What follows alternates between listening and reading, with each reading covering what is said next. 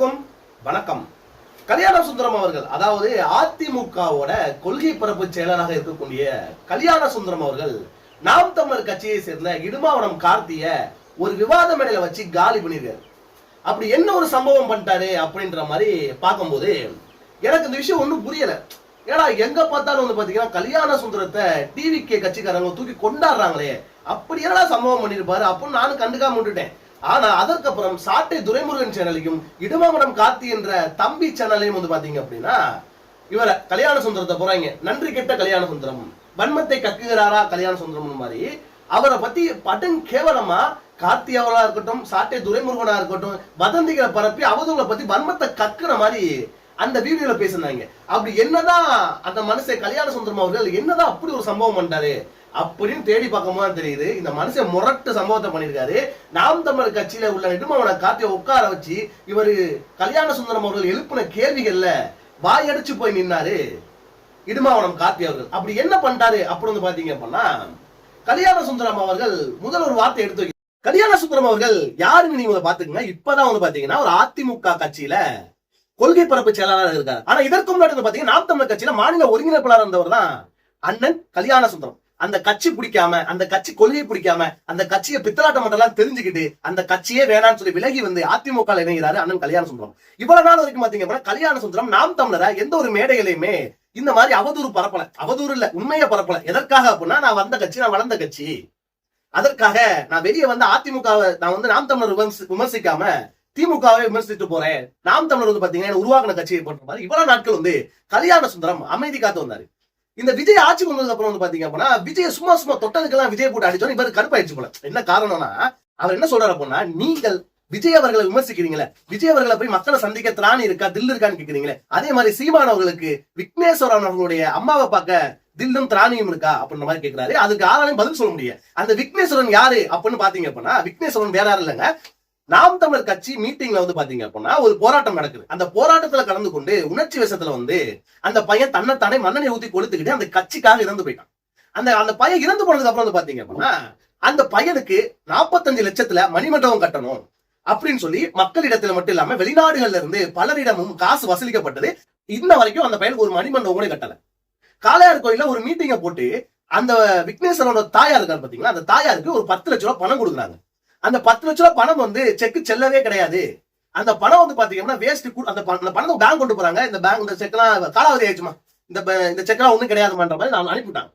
ஆனா வெளியே வந்து பாத்தீங்க அப்படின்னா அந்த மேடையில கூட இடுமாவனம் கார்த்தி என்ன சொல்றாங்க, அந்த அம்மாவுக்கு வந்து நாங்க 10 லட்ச ரூபாய் கொடுத்தோம் அப்புறம் பொய் தான் சொல்றான். அந்த அம்மா வந்து ரெட்பிக்ஸ் சேனல்ல இன்டர்வியூ கொடுத்துருக்காங்க, போய் பாருங்க. நாம் தமிழர் கட்சியில இருந்து எந்த ஒரு உதவியுமே அந்த அம்மா கிடைக்கல. என்னுடைய பையனுக்கு வந்து மணிமண்டபம் கட்டுறேன்னு சொல்லியிருந்தாங்க, மணிமண்டபம் கட்டல. எனக்கு ஒரு கண்ணு தெரியல, அந்த கண்ணு தெரியாத வச்சு கூட நாம் தமிழர் கட்சியில இருந்து பலரும் வந்து என்ன பண்றாங்க அப்படின்னா வெளிநாடுகள்ல இருந்து விக்னேஸ்வரோட தாயாருக்கு கண்ணு சரியில்லை, அதற்காக எங்களுக்கு பணம் அனுப்புங்கன்னு சொல்லி அந்த பணத்தை என்னுடைய பெயரை பயன்படுத்தி வாங்கிக்கிறாங்க. என் புள்ள வந்து கட்சிக்காக உயிரை கொடுத்துட்டான், எங்களுக்கு ஒண்ணுமே செய்ய வேணாம், எங்களை வச்சு யாரையும் காசு வாங்க வேணாம்னு மட்டும் சொல்லுங்க அப்படின்ற மாதிரி அந்த விக்னேஷ் அவர்களுடைய தாயார் வந்து பேசுறத ரெட்பிக்ஸ் சேனல்ல இன்னுமே இருக்கு, போய் பாருங்க. பார்த்தாதான் உங்களுக்கு தெரியும். நான் வதந்தியோ அவதூறையோ சொல்லல, இந்த ஒரு சம்பவத்துக்கு தான் சொல்றாரு. தைரியம் இருந்தால் நீங்கள் விக்னேஸ்வரன் தாயாரை சந்திக்க முடியுமா அப்படின்னு கொதிச்சு இருந்துட்டாங்க. ஏன்னா இவ்வளவு நாட்கள் யாரும் பேசாத ஒரு விஷயத்த இவர் நம்ம கட்சிக்காக ஒருத்தர் இறந்திருக்கான், அவனுக்கான அங்கீகாரம் கிடைக்கல, அவனுக்கு மணிமண்டபம் கட்டணும்னு சொல்லிட்டு பணத்தை பலனும் திறநிதியா வாங்கி எடுத்து ஒரு கண்ணு கூட நட்டு வைக்கலன்னு சொல்லி ஒரு ஆதங்கத்துல கேட்கிறாரு. அடுத்த குற்றச்சாட்டா என்ன சொல்றாரு வந்து பாத்தீங்க அப்படின்னா, சீமான் அவர்கள் மீது பாலியல் வழக்கு வந்து சொல்லப்படுறாங்க. அதுல கேள்வி எழுப்பும் போது சீமான் அவர்கள் ஒரு தலைவரா இருந்து போட்டு, நான் வந்து வயசுக்கு வந்த பிள்ளையை இழுத்து போட்டா காட்டுக்குள்ள பண்ணேன், விருப்பப்பட்டு வந்த பிள்ளைய நான் பண்ணேன் அப்படின்ற மாதிரி ஒரு தலைவர் பேசலாமா? எப்ப சீமான் அவர்கள் அந்த வார்த்தையை பயன்படுத்தினாரோ அவர் தலைவர் என்ற ஒரு இடத்துல விட்டு போயிட்டாரு, அவர்தான் தலைவரா எவனா ஏத்துக்கலாமா அப்படின்ற மாதிரி சொல்ல. என்ன சம்பவம் பார்த்து விஜயலட்சுமி வழக்குல விஜயலட்சுமி 6 தடவை கருகலைப்பு செஞ்சு அந்த பெண்ணை கல்யாணம் பண்ண மாட்டேன் அப்படின்னு சொல்லி சீமான் அவர்கள் வெளியே வர.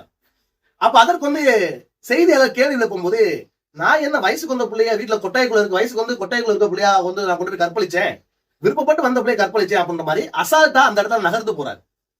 இதை வந்து பாத்தீங்க அப்படின்னா நான் என்ன கேட்கிறேன் அப்படின்னா, சீமான் அவர்கள் யாரை வச்சு தமிழகத்துல அரசியல் செய்யறாரு? ஒரு மகத்தான தலைவர் பிரபாகரனை வச்சு அரசியல் செய்யும் பொழுது இந்த மாதிரி ஒழுக்கமின்மையாக பேசுவாரா பிரபாகரன்? ஒரு சம்பவம் சொல்றேன்.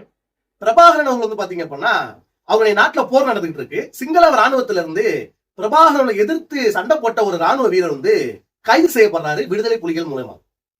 அப்போது வந்து பாத்தீங்க அப்படின்னா அந்த பெண், அதாவது அந்த ராணுவத்துல, அதாவது சிங்கள ராணுவத்தோட ஒருத்தர் வந்து ஜெயில கைது செய்து அடைக்கப்பட்டிருக்காரு.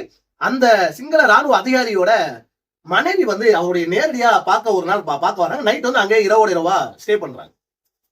ஸ்டே பண்ணதுக்கு அப்புறம் வந்து 1 மாதம் கழித்து அந்த சிங்கள ராணுவ அதிகாரியுடைய மனைவி வந்து பிரபாகரன் அவர்களுக்கு ஒரு கடிதம் எழுதுறாங்க.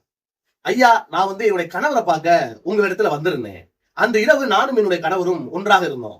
அதன் மூலியமா என்னுடைய வயிற்றுல வந்து ஒரு கரு உருவாயிருச்சு. எனக்கு என்ன செய்யறேன்னு தெரியல, என்னுடைய கணவர் இல்லாம எப்படி இந்த குழந்தையை வளர்த்தெடுக்க போறேன்னு தெரியல அப்படின்ற மாதிரி பிரபாகரன் அவர்களுக்கு ஒரு கடிதம் எழுதினோட அடுத்த நாள் காலையில அந்த பெண்மணி வெளியே போறாங்க. அவருடைய கணவர் தன்னுடைய வீட்டுல இருக்காங்க. அப்படி ஒரு பெண்ணுக்கு ஒரு அநீதி நடக்கும் போது எழுச்சியாக நின்று தன்னுடைய வீரர்களை கொன்னாலும் பரவாயில்ல, ஒரு பெண்ணோட வாழ்க்கைக்கு நான் வந்து இடையூறா இருக்க மாட்டேன்னு சொல்லி அந்த மாதிரி ஒரு தலைவனா எடுத்துக்கொண்டு இவ்வாறான செயல்களை செய்யலாமா அண்ணன் சீமான்? ஓட்டு விதத்துல 8% வாங்கிட்டோம் 8% வாங்கிட்டோம் நீங்க சொல்றீங்களே, உங்களுக்கு என்ன கொள்கை இருக்கு, கோட்பாடு இருக்குன்னு சொல்லி கல்யாண சுந்தரம் அவர்கள் ஒரு கேள்வி எழுப்புறாரு. அது மட்டும் இல்லாம கோயம்புத்தூர்ல 100 வார்டு இருக்கு. 100 வார்டுல ஒரு கவுன்சிலர் நீங்க ஜெயிக்க முடியுமா உங்களால? 8% நீங்க 3% கீழே தான் ஓட்டு நாம் தமிழர் வாங்கி இருந்துச்சு.